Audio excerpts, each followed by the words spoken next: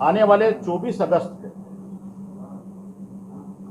भारतीय जनता युवा मोर्चा, जो हमारी युवा इकाई है, छत्तीसगढ़ प्रदेश की राजधानी में बेरोजगारी के विषय को लेकर के हम मुख्यमंत्री निवास का घेराव करने जा रहे हैं। और 24 तारीख का ये जो कार्यक्रम है वो भारतीय जनता युवा मोर्चा का एक जंगी प्रदर्शन है, विशाल प्रदर्शन है। वर्तमान मुख्यमंत्री विधानसभा चुनाव के पूर्व जो तात्कालिक प्रदेश कांग्रेस कमेटी के अध्यक्ष थे, उस समय जो चुनाव का घोषणा पत्र, कांग्रेस का जन घोषणा पत्र लॉन्च हुआ, जनता के सामने में आया, कांग्रेस पार्टी ने कहा था कि हम इस प्रदेश के बेरोजगार नौजवानों को रोजगार देंगे या 2500 रुपया बेरोजगारी भत्ता देंगे।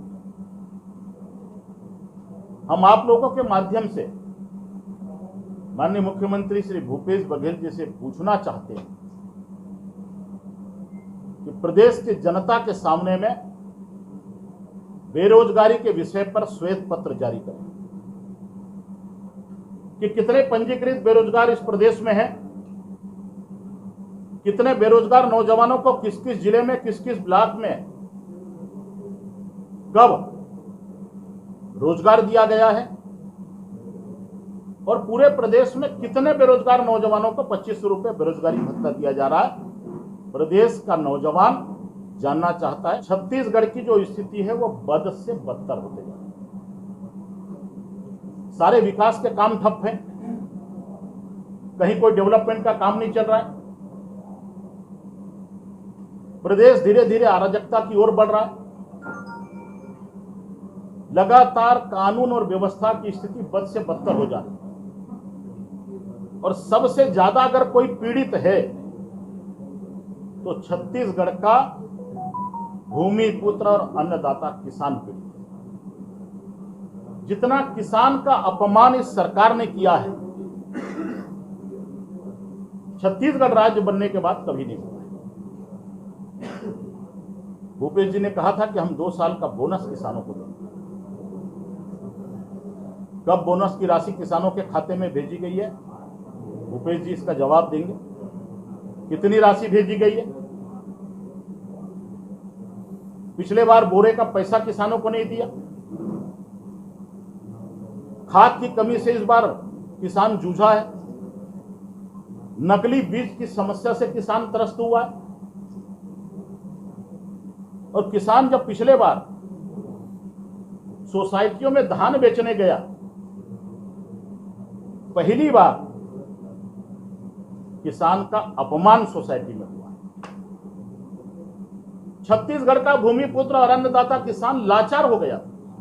इस सरकार के धान खरीदी की व्यवस्था से वो बेबस होकर के, अपमानित होकर के अपने धान को बेचा है।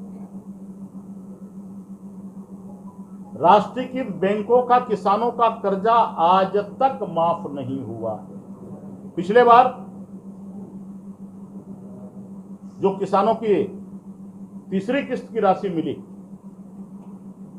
उसमें करीब 400 करोड़ रुपए की कटौती इस छत्तीसगढ़ की कांग्रेस की सरकार ने किया है। किसानों का पैसा ये खा रही और किसानों के हित में ये ढिंढोरा पीट रही। पूरा छत्तीसगढ़ कर्ज के बोझ तले कराह रहा है।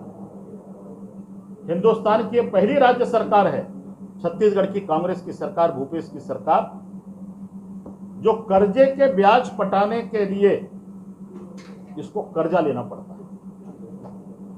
यह स्थिति दुर्भाग्यपूर्ण है। छत्तीसगढ़ की बदहाल आर्थिक स्थिति पर छत्तीसगढ़ की इस राज्य सरकार को श्वेत पत्र जारी करना चाहिए। आम जनता को यह मालूम चले कि छत्तीसगढ़ की आर्थिक स्थिति क्या है। छत्तीसगढ़ विकास से कोसों दूर चला गया। भारतीय जनता पार्टी की 15 साल की सरकार में हम लोगों ने तीर्थ यात्रा योजना शुरू की, वो बंद हो गया। आदर्श ग्राम योजना शुरू की, वो बंद हो गया। गौरव ग्राम योजना शुरू किया, वो बंद हो गया। समग्र की एक राशि विकास के लिए नीचे गांव में नहीं जा रही। हम जब दौरे में जाते हैं, हम जनप्रतिनिधि भी हैं, तो गांव के जो सरपंच हैं एक दिन मुझे बोलने लगे कि भैया हम सरपंच तो बन गए लेकिन पड़ता नहीं पड़ा। लोकतंत्र की हत्या, प्रजातंत्र का सरेआम गला घोटना। इस विधानसभा के अविश्वास प्रस्ताव में आप सब लोगों ने सुना होगा, पिछले 22 मार्च को बजट सत्र के दौरान तात्कालिक पंचायत मंत्री श्री टीएस सिंहदेव ने 14 अधिकारियों को सदन के अंदर निलंबित किया था। आज भी वो निलंबित अधिकारी उसी सीट पर कायम। विधायिका का ऐसा अपमान पूरे देश के किसी विधानसभा में नहीं हुआ। उनका बल्कि प्रमोशन हो गया।